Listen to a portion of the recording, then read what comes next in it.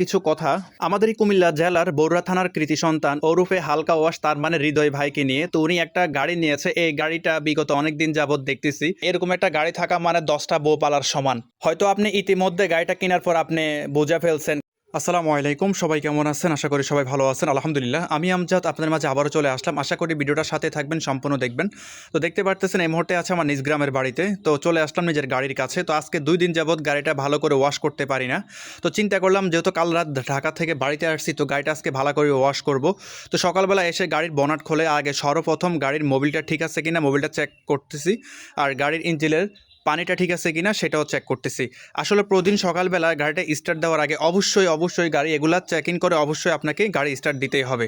যাদের গাড়ি আছে এটা আপনাদের দায়িত্ব। তো আমি বাসার গেটটা খুলে ফেললাম, গেটটা খুলে এখন গাড়িটা বের করব।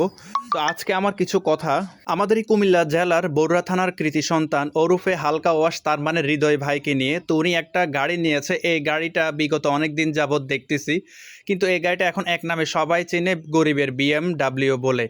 কিন্তু এই গাড়ি নিয়ে আমি কিছু কথা বলতে চাচ্ছি, এমনকি আমি হৃদয় ভাইয়ের দৃষ্টি আকর্ষণ করতেছি। আপনি যদি আমার ভিডিওটা দেখে থাকেন অবশ্যই আমাকে একটা কমেন্ট করবেন আশা করি। আসলে এই গাড়িটি নিয়ে আপনারা বিভিন্ন প্রান্তে যেয়ে থাকেন, বিভিন্নভাবে ভিডিও তৈরি করেন, সেটা দেখি আসলে অনেকটাই ভালো লাগে। কিন্তু সেই ক্ষেত্রে একটা জিনিস আবার খারাপও লাগে, যে এটাই যে আপনার গাড়ির দাম নিয়ে আসলে অনেকজনে অনেক নানা রকমের কথাবার্তা বলে। কেউ বলে 1.5 লাখ, কেউ বলে 2 লাখ, আরও অনেকজনে অনেক রকম কথাবার্তা বলে। আসলে যারা না বোঝে তারা অনেক কথাই বলবেই। তবে আমি একটা কথা বলি কি ভাই জানেন, এরকম একটা গাড়ি থাকা মানে 10টা বউ পালার সমান। হয়তো আপনি ইতিমধ্যে গাড়িটা কেনার পর আপনি বুঝে ফেলছেন, কারণ এটা আমি আপনার ভিডিও দেখে বুঝতে পারছি যে আপনি এই গাড়িটা কেনার পর থেকে আপনি কত টাকা ব্যয় করতেছেন এই গাড়িটার পিছনে। আর সেই ক্ষেত্রে আমি মনে করব যে আমি যতটুকু শুনেছি আপনি এই গাড়িটা কিনছেন কমপক্ষে 9 থেকে 10 লক্ষ টাকা দিয়ে। আপনি যদি আর 2-1 লক্ষ টাকা বাড়া দিতে পারতেন, হয়তো আপনি এর চাইতে ভালো একটা প্রাইভেট কিনতে পারতেন। সেই প্রাইভেট দিয়ে আপনি নিজেও ঘোরাফেরা করতে পারতেন, এমনকি 2-একটা টিপ মারতে পারতেন। অবশ্যই ওই প্রাইভেট কার থেকে আপনার কিছু একটা আয় হতো, সেই আয় দিয়ে আপনি নিজেও চলতে পারতেন, এমনকি আপনার পকেটের 1 টাকাও লাগতো না।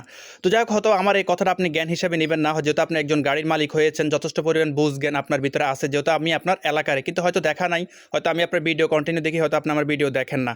তো যাই হোক, আমি আপনার দৃষ্টি আকর্ষণ করি এই যে, তো আপনি যে গাড়িটা কিনেছেন এটা হয়তো যেহেতু আপনাকে 6 মাসের গ্যারান্টি ও ওয়ারেন্টি সার্ভিস দিয়েছে, যেহেতু আপনার কাছ থেকে 1 টাকাও নিচ্ছে না, তো উদ্দে জুড়ে গেলে এই গাড়িটার দাম হবে সর্বোচ্চ 5 থেকে 5.5 লক্ষ টাকা।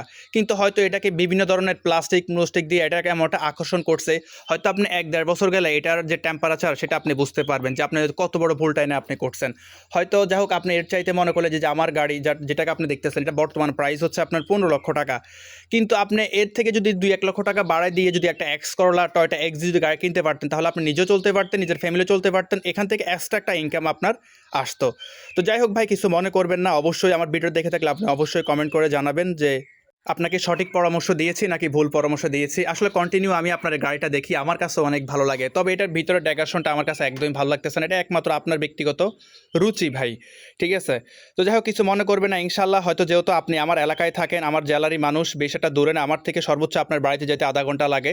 ইনশাল্লাহ কোনো এক সময় আপনার সাথে দেখা হয়েও যেতে পারে, যেহেতু আপনারও গাড়ি আছে ভাই, আমারও গাড়ি আছে। আমি আপনার ভিডিও কন্টিনিউ দেখি, আমার কাছে অনেক ভালো লাগে, আপনাকেও আমার অনেক ভালো লাগে।